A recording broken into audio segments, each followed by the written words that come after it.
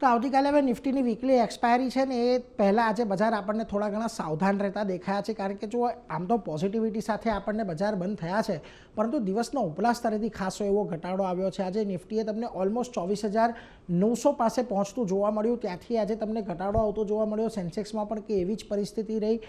Nifty બેંકમાં પણ આજે 54,500ની ઉપરના લેવલ દેખાયા, પરંતુ 54,500નું એક મોટું રેઝિસ્ટન્સ હતું, ત્યાંથી નિફ્ટી બેંક ઘટ્યું છે દિવસના ઉપલા સ્તરેથી.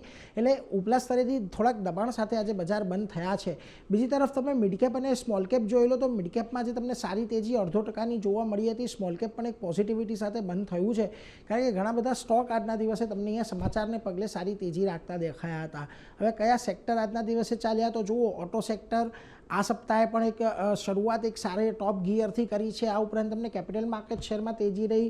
આજે રિયલ્ટી સ્ટોક્સમાં નીચલા સ્તરેથી સારી ખરીદદારી આવી છે. પીએસયુ બેંક આજે તમને થોડી ઘણી પોઝિટિવિટી સાથે જોવા મળી, પરંતુ આઈટીની શરૂઆત આ સપ્તાહની દબાણ સાથે થતી જોવા મળી છે ખાસ કરીને. આ ઉપરાંત તમને એફએમસીજી કાઉન્ટર અને ફાર્મા હેલ્થકેર કાઉન્ટર એવા હતા કે જ્યાં આગળ થોડુંક દબાણ આજે બનતું દેખાયું.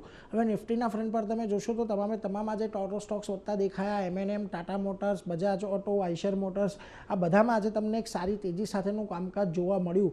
પરંતુ જ્યાં આગળ દબાણ હતું ત્યાં આગળ તમે જુઓ ટ્રેન્ડનું એક કાઉન્ટર હતું, લગભગ 4% દબાણ આજે ટ્રેન્ડમાં આવ્યું. આ ઉપરાંત Asian paint, Nestle India, call India જેવા કાઉન્ટરમાં થોડી ઘણી વેચવાલી તમને આવતી જોવા મળી.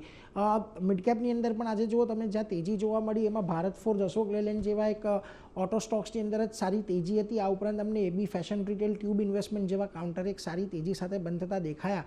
પરંતુ જે દબાણ આજના દિવસે હતું મિડકેપની અંદર એમાં જો Supreme Industries, Persistent System, Max Health Care અને પીબી ફિનટેક જેવા કાઉન્ટરનો ખાસ સમાવેશ થાય છે. ઓવરઓલ હવે આવતીકાલે અહીંયાથી વીકલી એક્સપાયરી છે.